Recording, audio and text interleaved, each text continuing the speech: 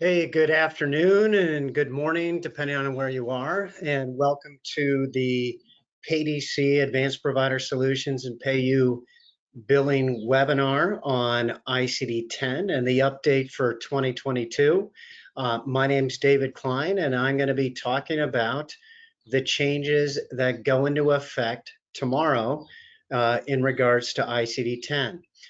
If you have any questions, please feel free to reach out through the questions tab. You can go in and submit them in writing to me, or if you aren't able to do that, you can go ahead.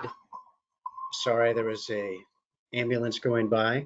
Or if you're not able to do that, you can certainly submit an email to support@paydc.com and we'll go ahead and get that answered for you.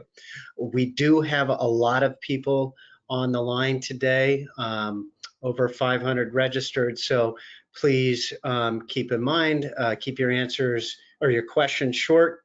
I will keep the answers short and we'll try and get everybody's questions answered. And if not, we can go ahead and we'll send out an email for additional questions. I also want to let you know that I have received a few questions, a couple of them, common ones that I have included. So hopefully we'll get everybody's answered and that all set for you. The other thing is we are recording this session. It will be posted to our website, so you will have access to this, and I'm happy to share that with you so you can go ahead and refer back. And also I want to remind everybody that our clinical director, Dr. Evan William, he has already created an article on the subject that will be sent out, so that will be able to be used for whatever purposes you deem necessary. So today we're talking about the ICD-10 update that goes into effect for, of course, dates of service, October 1, 2021, but it is for 2022. These are the codes that go into effect. As you recall, or maybe you don't recall, all ICD-10, the diagnosis codes, are updated every October the 1st, so a couple months prior to the next year, and they are in effect through September the 30th of that year. So just keep that in mind and we'll go ahead and get right to it. Of course, we have our standard disclaimer. Please, no recordings, don't reproduce this. If you get an access to the recording of this, that's great. Just we ask that you don't share it. And we're really here just trying to help you out. There's no CEUs for this course. So when we get into the changes for 2022 for ICD-10, and this is for clinical modification, that's what CM stands for. There's also an update for the PCS system, that's ICD-10 procedure coding system. That, of course, is for hospitals, and they use those codes. Right now, there's 211 changes. This is upcoming for tomorrow. There's 159 new codes, 25 deleted codes, and of course, 27 revised codes. And we'll get into a little bit of discussion with that. One of the changes that may or may not affect your office is G44, other headache syndromes. Of course, the code that you may have used prior to this is other specified headache syndromes.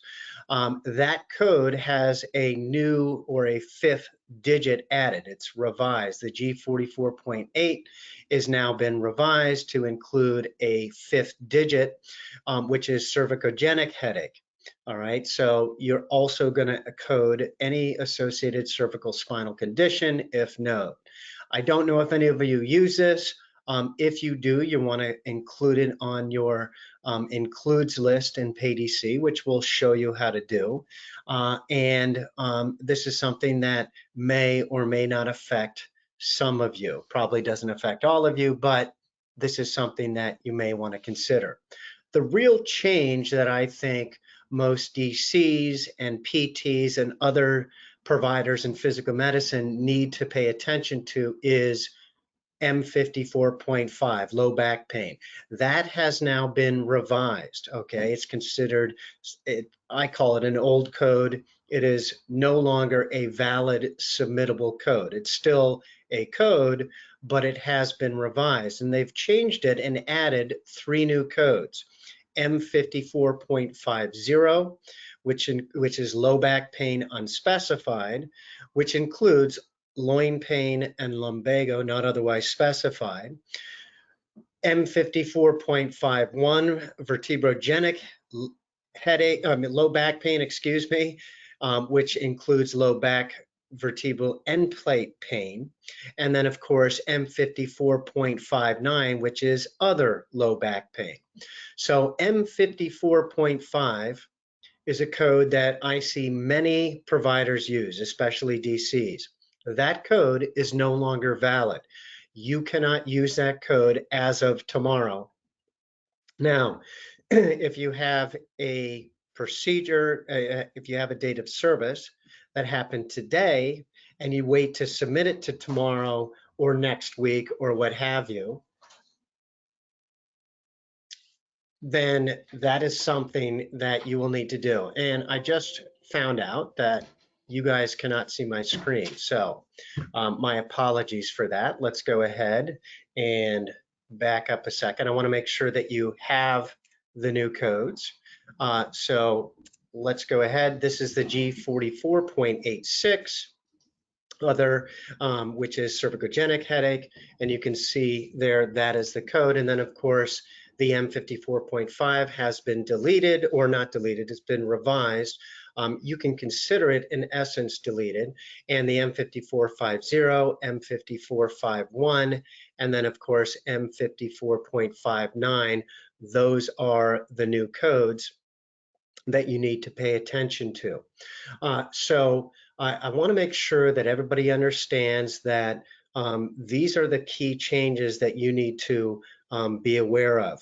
And I want to point out a couple things about the changes that are out there. M54.51 is vertebrogenic headache. That will likely need or include diagnostic evidence of the end plate damage. And typically that's done or visualized on an MRI. So if that's not something you're doing, then you probably should not be using that code. So be very careful of that. The M54.51,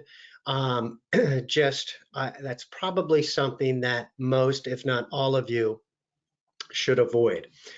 The other thing that I want to point out is that M54.50 is an unspecified code. Payers, my concern is that payers will tend to deny this code because it is unspecified. That's something that you really need to be careful of. Now, one of the things that I often teach providers is that M54.5, traditionally lumbago, now the M54.50, that is lumbago, and it also includes loin pain. That is unspecified. It's also not a definitive diagnosis, but it's more of a symptom. What payers want is for the provider to diagnose what's causing the pain, not necessarily the pain. It's almost a given that the patient has low back pain with the vast majorities of diagnoses for low back conditions that you could diagnose, like a degenerative disc disease, like some sort of radiculopathy or what have you. Those will include that low back pain, and that low back pain then becomes rather insignificant on a claim, for a claim perspective.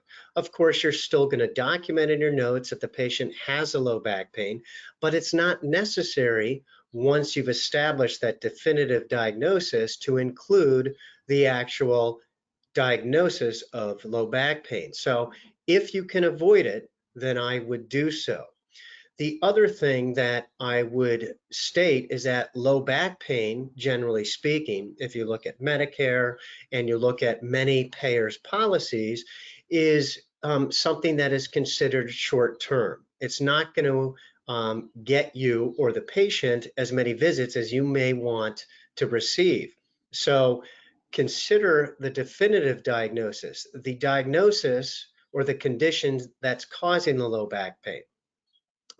It's almost better to just include a subluxation, a low back, a lumbar subluxation, than it would be to include the low back pain, because again, what is causing that low back pain is the thing that you want to make sure and do. So really keep in mind that pain is considered more of a symptom and is not a definitive diagnosis. And ICD-10 specifically states that you don't want to diagnose symptomatic conditions for that patient. You want to diagnose what's causing that symptom. Also, I see a lot of providers will diagnose sciatica, and they'll also throw in a low back diagnosis. Well, remember, there is a code that represents sciatica with lumbago. It's a combination code that you should include instead.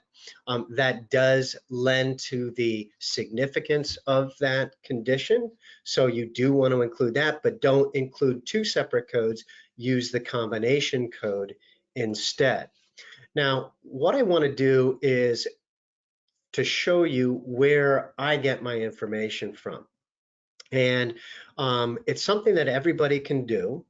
I also want to let you know that, look, PDC has taken care of this, and Advanced Provider Solutions have taken care of this within your system. All codes that are new will automatically be uploaded into the system tomorrow. So by tomorrow, you will have access to all of the new codes, no matter what they are. I think it was 241 codes or whatever, 159 new. They will automatically be updated in the system. But where do we get that information from? So what I wanted to do was show you the source that I go to. And of course, it's the federal government and the Centers for Medicare and Medicaid Services. So if you want to get to this website, you simply click ICD-10 update, ICD-10 Medicare. You can Google that, and then you'll look for the cms.gov URL that shows up. So what I've done is I've pulled that up, and here is that website that I go to determine what updates there are for ICD-10. So I go over to the side here, and I can see the 2022 ICD-10 CM. So I am going to click on that, and it's going to open all the downloads or available information about ICD-10 for 2022. What I am most concerned with is the addendum. And what that does is that provides me any changes, deletions, additions, revisions that are included with the new codes for October the 1st, for tomorrow. And I click on that addendum, and what it does is it downloads a zip file. I open up the zip file, and I can see the addendum. So I click on that, and it gives me a choice. I can go to the drug, the E-index, the index, neoplasm, and of course the tabular. I'm going to go to the tabular addenda. And what that does is it gives me a chapter by chapter look at all the changes. You can see no change, and then an add, and they just added a description there. No change, no change. And you can scroll down and see all the changes that have gone into effect. So if I go down, excuse me, to chapter 13, I can scroll down here, see all the adds, and I can see when it comes to the changes that we're discussing right now, which is the M54.5, and then you can see there's no change in the M54.5. The descriptions are deleted, and they've added these new codes, and now they become federal law. So it's that simple. This doesn't cost you anything. It's something that I always look to. I would encourage all of you to do the same, because I think what's going to happen is it's going to just keep you informed. And it includes the descriptions of what has changed. Any descriptions that are included within these codes, they will also be included there, so you can see that there might be something additional that you need to take note of associated with the code that you're going to be adding. So that's something you can do. Of course, all these ads are already included within the software, and they will be released tomorrow when they are in effect. Remember, it's by date of service, not by date of submission. So even if you see a patient, you include, that's today, the new codes won't be in effect. Even if you submit it next week, 2 weeks from now, it would still be associated with the 2021, not the 22 code. So keep that in mind. This is some information I think could be useful for you, so take a look at that. Okay, so the next thing that I want to point out, which I already touched on, is some of the denials that I see. And really, when I see these denials, it's typically surrounding the pain diagnoses, where you're submitting a symptom, not a definitive diagnosis. So keep that in mind. It doesn't just happen with low back pain. It happens with neck pain, thoracic pain, arm pain, leg pain, whatever the type of pain. You want to do your best to diagnose the definitive, what's causing that pain.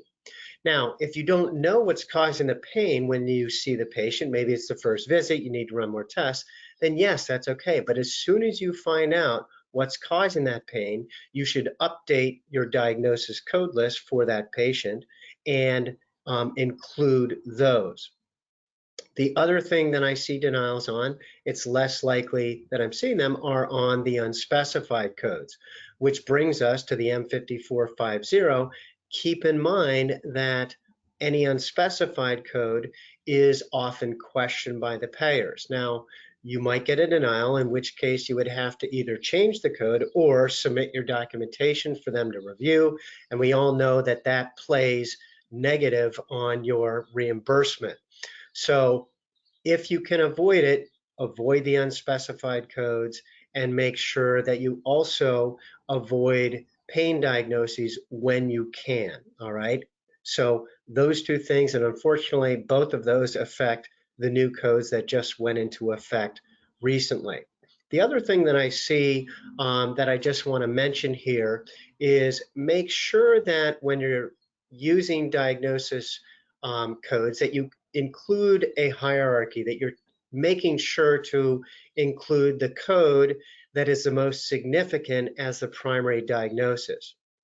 So, for example, if a patient has sciatica and they have some sort of myalgia or whatever the case may be, you want to make sure that the sciatica is listed primary, or the first position, position A, and that myalgia is secondary to that.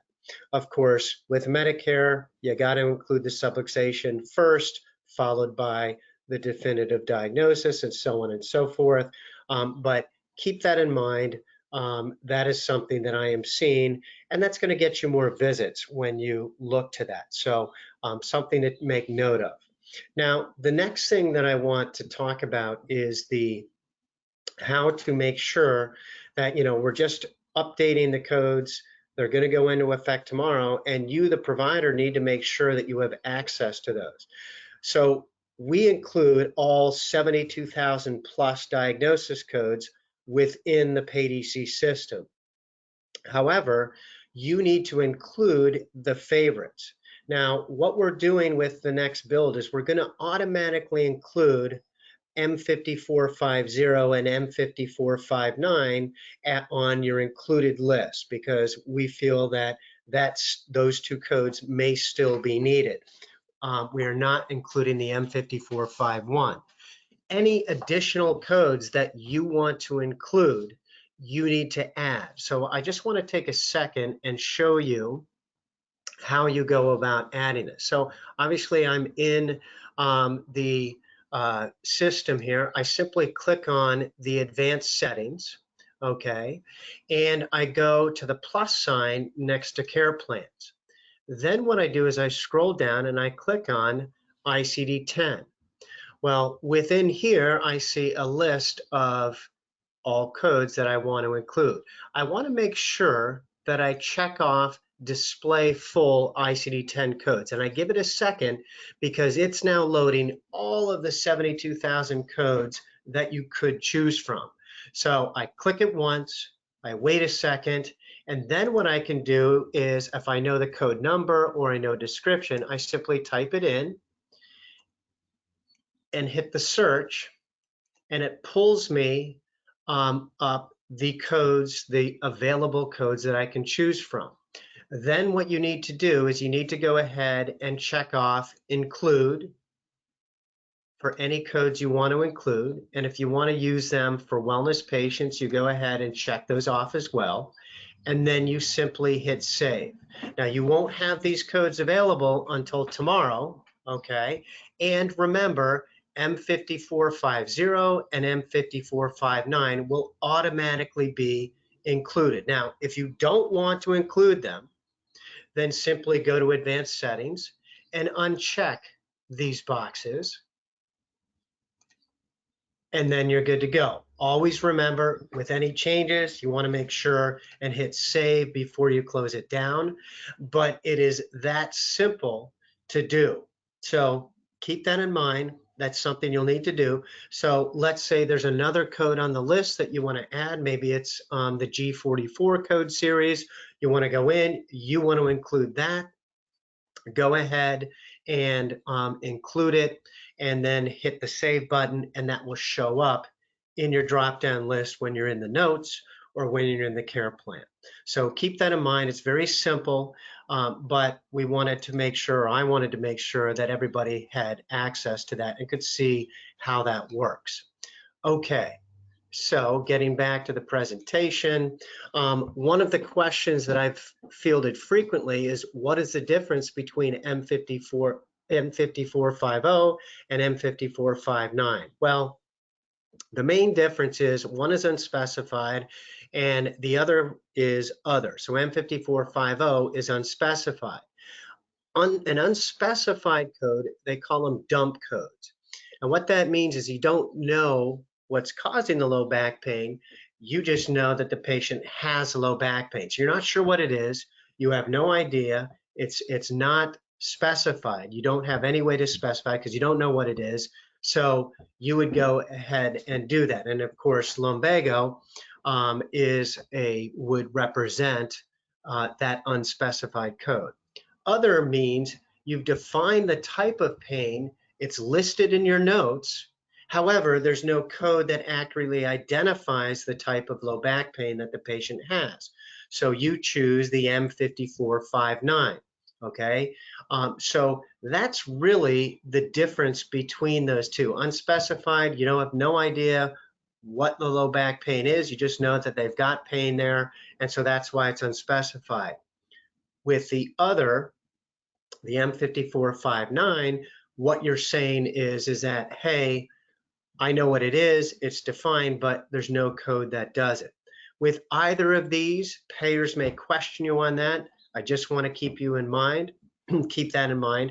Remember, if you can, choose a definitive diagnosis.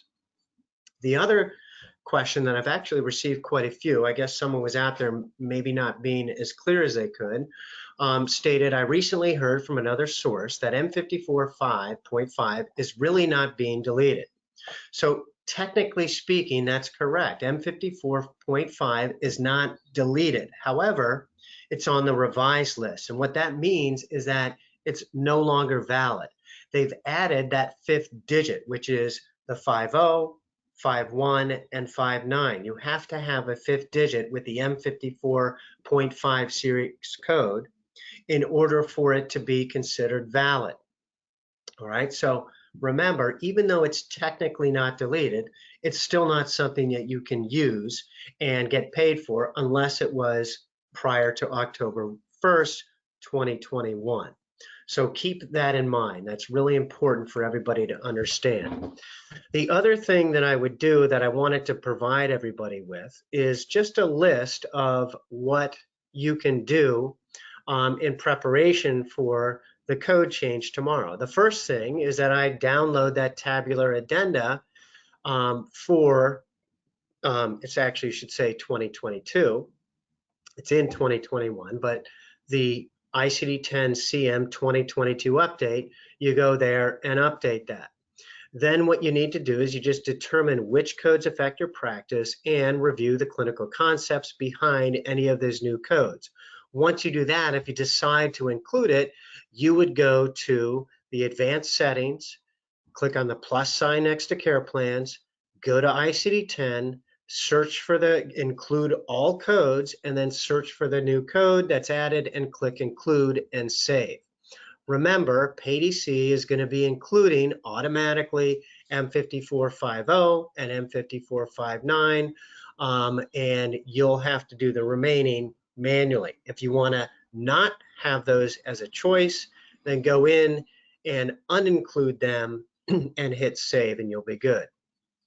Final reminder, these claims for dates of service prior to October 1st, 2021 will use the 2021 version of codes. The 2022 does not go into effect until tomorrow. So keep that in mind. And that's really it. That is a summary of the changes and some of the things that providers need to be aware of. So with that, why don't we go ahead, and I think we have a few questions here. So let me go ahead and let me just scroll up and we'll go ahead and talk about it. So someone asked, is dates of service for 10/1, and simply after the submitted service dates are submitted, that is correct. I think I've gone over that. Someone just said that they don't have any sound. Unfortunately, I can't have that. I can't help with that. I know that many people are available. Okay. There was quite a few questions about, are we going to have the slides on the screen? And yes, that was my own error, so I apologize. Can you download the presentation? Actually, yeah, I'll go ahead and create, well, you won't be able to download it, but I'll either post it on the website, a PDF version of it, or if you want to request a PDF of the slides, I have no problem sending that to you. So please submit an email to support@PADC. I'll send that over to our support department and they can go ahead and send that out. Is the software going to notify us that we have to change the diagnosis code? It's going to be automatic. You won't it won't notify you. You'll just won't have a choice for using the old code. It'll only include the new code. Can M54.5 be visualized on CT instead of MRI? Is that true for 9941, 43, and low back pain as well as headache? I'm not a clinician, so I can't answer that. If you want to submit that question to support, we can forward that over to Dr. Evan, and he can take a look at that. I am not well versed on that. So that is something that you will need to keep in mind. Is M54 headache or low back pain? It is low back pain. It is included in low back pain. If we're billing a visit that occurred prior to 10/1, after these changes occurred, do we need to go through the changed diagnosis to be accurate to these new codes? Well, what will happen is if you see a patient prior to, the codes will already be there. When you get to 10/1 for that same patient, that code will no longer be a choice. You will have to choose one of the added codes in the system. You'll have to add it to that patient's clinical record in the notes. That's a great question. So make sure and do so. And then the system will ask you if you want to update the treatment plan to reflect that. So the answer is yes. You will have to update your notes to reflect any changes that you make and go ahead and include those. Can we use M54.51 if there are end plate changes noted on x-rays and don't have an MRI? Again, that's more of a clinical question. I would say a hesitant yes, but please, if you can, submit that question to Dr. Evan, and we'll get him to give his clinical expertise on that. Okay, so then there was a question saying you never really answered the question. ICD change is not a date of service change, it's a date change, correct? So as of tomorrow, regardless of the date of service, we should update that code. No, that's not the case. As of tomorrow, if it's in 10.1 and beyond, then yes, you will have to use one of the new codes. If it's prior to that date to 10.1, so if it's today, then you don't have to update it, okay? Even if you submit it after, if you submit it tomorrow, it's still going to use the old code set because that's what the payers will recognize. So hopefully that's clear. If you have any more question, I am happy to answer that. Do they typically deny the other codes like they do the unspecified? That's a great question. I don't know that I can really answer that. It's really going to be a payer by payer specific thing. So you might have to play around with that a little bit. Other is defined. It says, basically, it tells the payer that, look, I have it defined. It's just there's no code to represent it. So my guess is that you'll receive less denials on that. I don't know, but that is my guess, and hopefully that is actually what happens. What about the patients we have in the computer with the deleted or changed codes? Will the software prompt us to change the code? It's not going to prompt you, but you will no longer, that patient will no longer have low back pain. So you're going to have to take a look and see. One of the things I think that's good about this is that, remember, you don't want to be diagnosing low back pain with any kind of frequency for your patients. You want to use the definitive diagnosis. So this could be good for many people. The only problem is if that's all you're diagnosing your patients with, then it's time to choose a more proper code than the one you're actually using. So keep that out. Will M54 be deleted from the software as of tomorrow? It's not going to be deleted. It's going to be marked obsolete. So yes, that is the case. Will the clearinghouse bounce our claims back in the event we forget to make a change in the code? Well, our system won't allow you to send the claim with the incorrect code, but if you did, yes, you would probably get a rejection from the clearinghouse saying you're using an invalid code. So my guess is to that answer, yes. Will PDC prompt us in the SOAP notes? We already talked about that. Other than low back pain, M54.5, any other spine areas undergoing changes? The answer to that is no. I am not aware of any other changes. They're not listed. Take a look at the addenda and scroll through for yourself and make sure that none of the codes listed there that are adds or deleted affect your practice. That's why I showed you how to do that. So definitely take a moment and do that. Will there be another webinar? I have totally missed it. No, there won't be another one, but this is recorded. If you signed up for this, you will receive notice of that, and you can download it right from the website. So you'll be able to review this again. I used simple M54 for like EMS, traction, and therapeutic exercise, but use higher level codes for adjustment. Should we change and use the higher level codes for the passive and active therapy? Absolutely. The type of service you're providing, I mean, the fact that you're diagnosing pain really isn't as important as having that definitive diagnosis. So absolutely use the more definitive diagnosis code, really regardless of what you're doing. Now, if you're using a code that therapeutic exercise has nothing to do with, then you can diagnosis point and use that other code. But again, it should be definitive. It should not be simply pain. All right. we've got, we're going to post it on the website. Yes, we are. Let's go ahead. Anything you think they'd want related to the M54.51 diagnosis? Again, I think an MRI would be something that is kind of the industry standard. There may be other tests out there that also will identify that end plane. So go ahead and take a look at that. A lot of diagnosis codes take advanced imaging to prove insurance companies are not pleased. And how do you suggest ensuring the diagnosis codes are backed up by imaging without skewing the stats for providers? Well, look, if you can code, basically the question is, look, a lot of diagnoses really are only proven with imaging.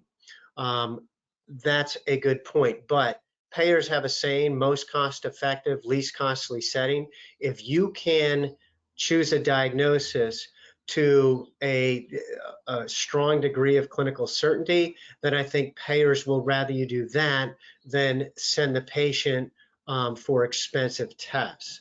When it comes to that particular M54.51, because it is end plated, it is really difficult without that imaging to diagnose. At least that's what I've been told. Again, I'm not a clinician, so I think there are certain tests that you have to run in imaging in order to choose that particular diagnosis. It's not with all. I see your point, but be very careful about that because you can take it too far to the next level.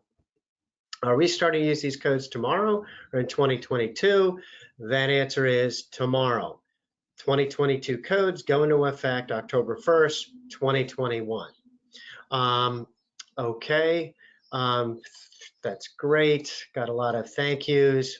You can view this on the website. You'll just be able to download it.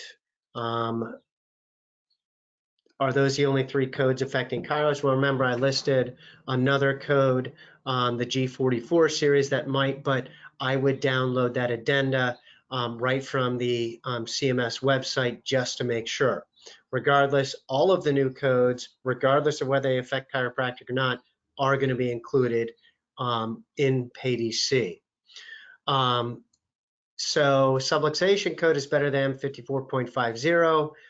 Yes, in my opinion, that is correct. Can we use subluxation code along with the M5459 to help specify pain is coming from the subluxation? I guess, but does the pain fall into just a lumbago, or is it a specific type of pain that really there's no diagnosis for?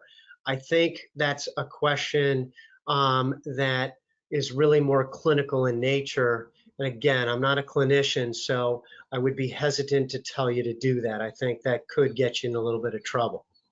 If a patient has a current pre-auth that is active using M54.5, should we start using the M54.50 starting tomorrow because of the description?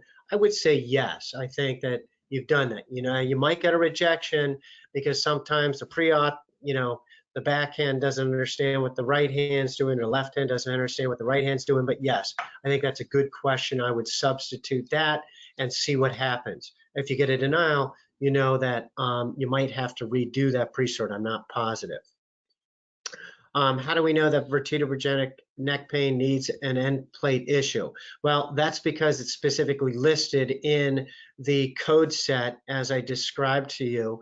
So that is defined by federal law. So it is considered that what they're talking about is specifically an end plate issue. CMS specifically listed that in the code set. That is part of the description. So that is why we know that. So that is exactly, you've just kind of made my point for myself. Can you please show us the first few screens from the beginning? Yeah, it was just really, I showed you all the screens. The only thing I didn't was our disclaimer and the head slide. So you didn't miss anything. If you have a typo on your slide, I did notice that I did say vertebrogenic headache. I meant back pain. My apologies for the typo. What's stronger? Excuse me. I went down. Hang on one second. We just have a ton of questions here. And let me just scroll down. And I'm getting near the end, everybody.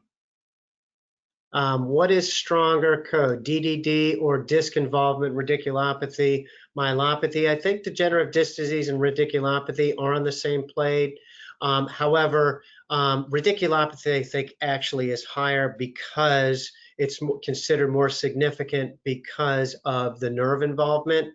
I know degenerative disc disease also oftentimes includes the nerve, but radiculopathy definitely does. So I would use that code. The PayDC website, paydc.com, is where you can get this, of course. When tomorrow you're updating the software, I believe it's going in at midnight tonight. Okay, so that should be at midnight tonight. And yes, there is a replay. This is going to be recorded and everybody can do it, and apologize in advance for the fact that the first few minutes there was no slides. I hit video, not my slide, so my apologies. What is the website where we can watch this again? paydc.com. Someone said, thank you, very helpful. You were quite welcome. And do existing M54.5 code have to be changed right away, middle of treatment? Yes, it does, because if you start submitting it tomorrow, it's no longer valid. So you will get a rejection, even if you're midway through care. So anybody who you've diagnosed with M54.5 does need to be updated. It either needs to be removed because, as I said previously, you should not be using a symptomatic diagnosis when you have a definitive one, or you need to change it to either the unspecified or the other back pain code. And I think that's it. All right, everybody. Thank you very much. Again, this is going to be recorded. We're going to be putting it on our website. I hope you all have a great day. If you have any questions or I didn't answer something, please email us at support@paydc.com. Thank you and have a great day, everybody.